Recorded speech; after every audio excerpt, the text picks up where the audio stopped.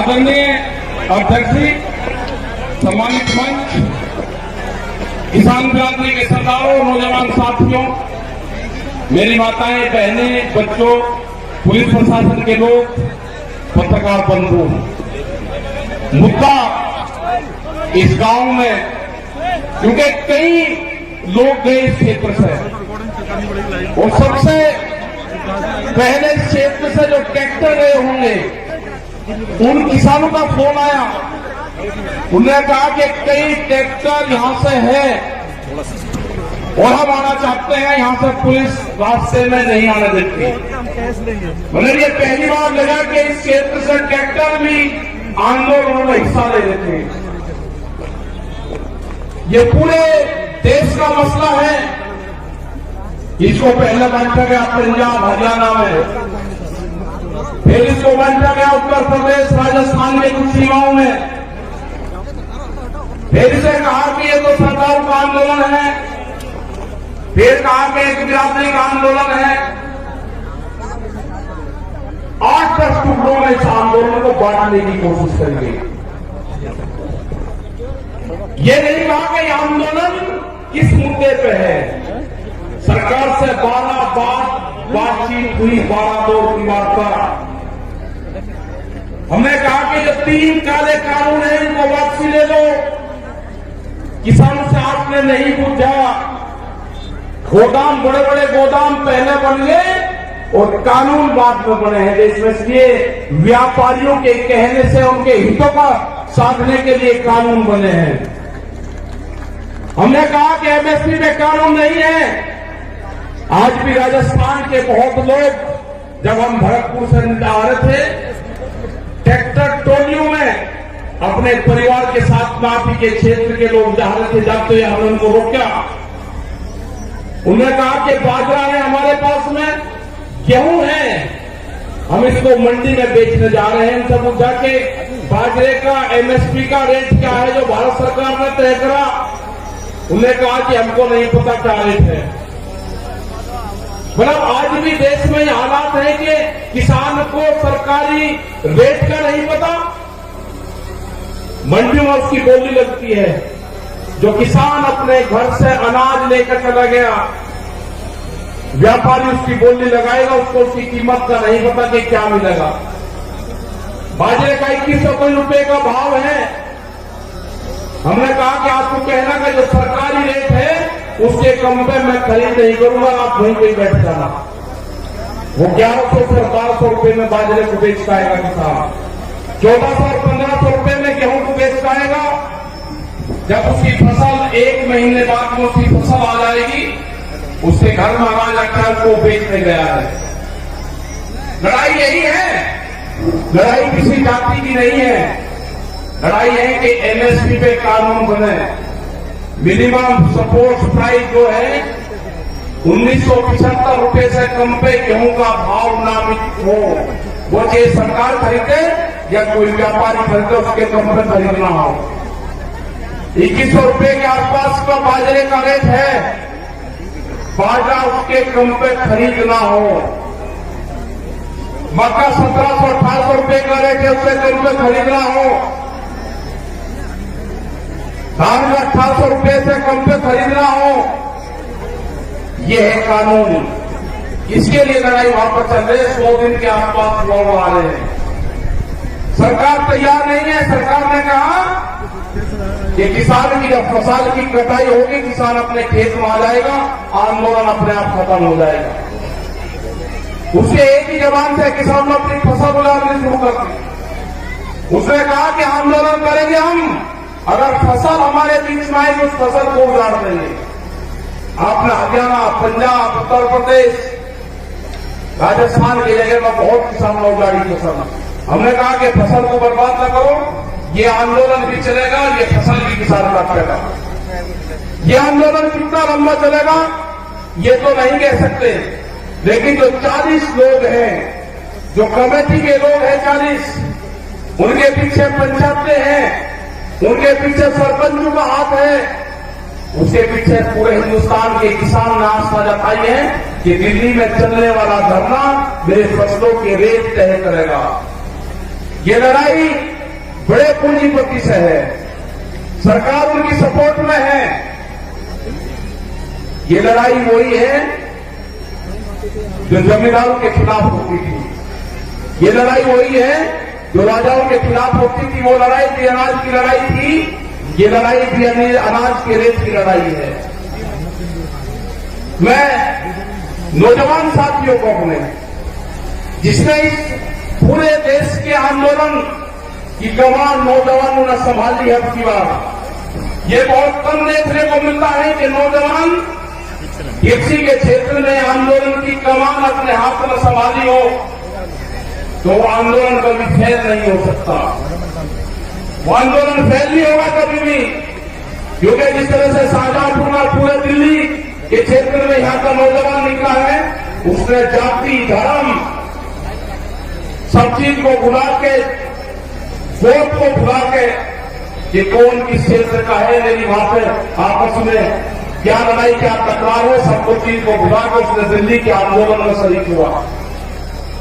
जिस तरह से यहां पर लोग इकट्ठा कर रहे हैं पैसा, सरकार कहती है कि धन कहां से आ रहा। इस आंदोलन को गांव का किसान चलाता है, इस आंदोलन को हल चलाने वाला किसान चलाएगा, इस आंदोलन को क्रांति से काम करने वाली हमारी महिलाएं चलाएगी, इस आंदोलन को हाली और पाली चलाएगा। यह आंदोलन क्रांति का आंदोलन है, यह आंदोलन फेल नहीं होगा।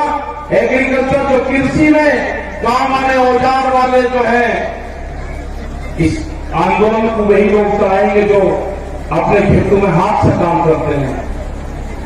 कोई नहीं गया घर वहां से, यहां पर बैठे राजाराम जी मेल है, यहां पे युगवीर सिंह, जोगिंदर जी, अमनाराम जी, जो आपके शाहजहांपुर बॉर्डर को प्रमुख से देखते हैं।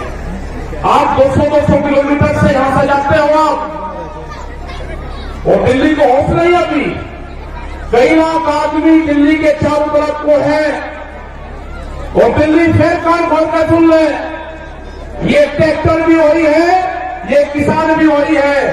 आप ज्यादा तानाशाही दिखाओगे, ये किसान अब की बार में ज्यादा तादाद में दिल्ली में जाएगा, ज्यादा तादाद में किसान जाएगा।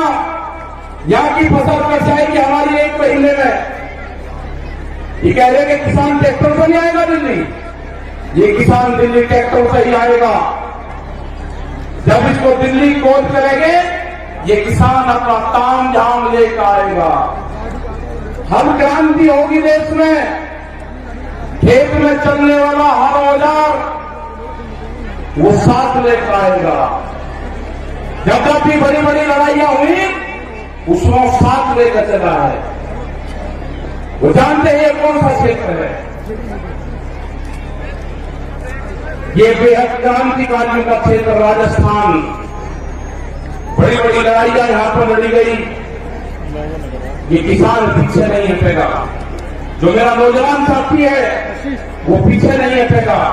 अपने खेत की मिट्टी को, जब दिवाली होली अब आएगी, दुल्हनी आएगी, रंग नहीं लगाना अपनी बार। अपने गांव की खेत की मिट्टी अपने शरीर पे लगा देना, उससे अपने शरीर को टच करवा लेना अपने खेत की मिट्टी से। जब आप दिल्ली लड़ने जाओगे अब की बार, अपने खेत की मिट्टी अपने साथ लेके जाना। हो सकता है कि वहां से आपका गांव आपके याद आए। जब मिट्टी आपके साथ में रहेगी तो गांव याद नहीं आएगा आपके।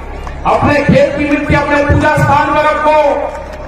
अगर ये आंदोलन में किसान फेल हुआ तो 20 साल में आपकी जमीनें नहीं बचेगी, इतना कर्जा किसानों को आ जाएगा।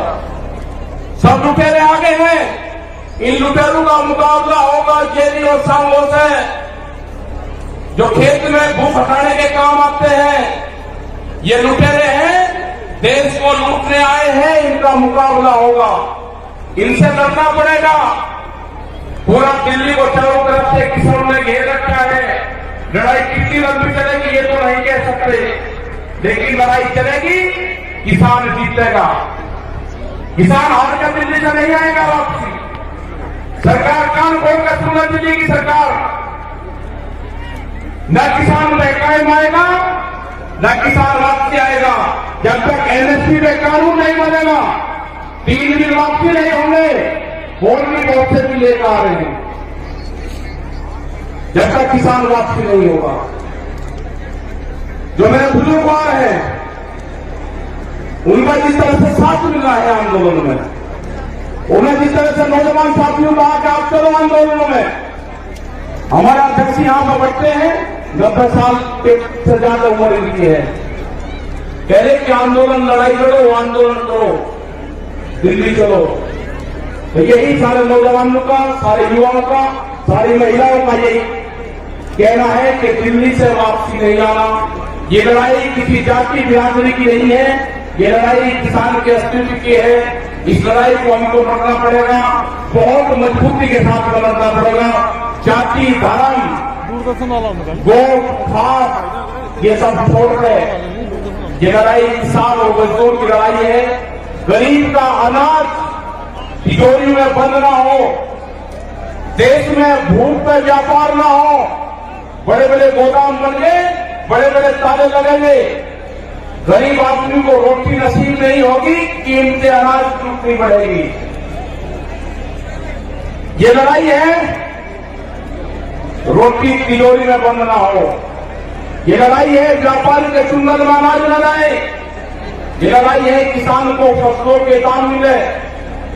ये लड़ाई जारी रहेगी, आंदोलन हमारे जारी रहेंगे और हम पूरे देश भर में जाएंगे। पूरे देश भर में 24 मार्च तक के प्रोग्राम हमारे लगे हुए हैं अभी। उसके बाद आगे के प्रोग्राम लगेंगे, कह रहे वेस्ट बंगाल में कैलेंडर जाएंगे, आसाम में जाएंगे, वेस्ट बंगाल में जाएंगे, कर्नाटक और तमिलनाडु और महाराष्ट्र में भी जाएंगे। पूरे देश में किसान जाएगा। 40 लोगों की जत्थेबंदी है वो जाएगी, और जब तक भारत सरकार कानूनों को वापसी नहीं लेगी, जब तक एमएसपी पे मिनिमम सपोर्ट प्राइस पे कानून नहीं बनेगा, ये किसान दिल्ली को नहीं छोड़ेंगे। आपने इतनी बड़ी संख्या में यहाँ पे आए, आपका बहुत बहुत धन्यवाद। यहाँ पे जो ये मैदान है, जो कुश्ती मैदान है, भैरव बाबा का मैदान यहाँ पे है, उनको नमन करते हैं। इस पूरे क्षेत्र में, जो पहाड़ी क्षेत्र में यहाँ पर प्रोग्राम लाए के 81 गांव में जो प्रोग्राम दिया, आपका धन्यवाद। जय हिंद, जय भारत।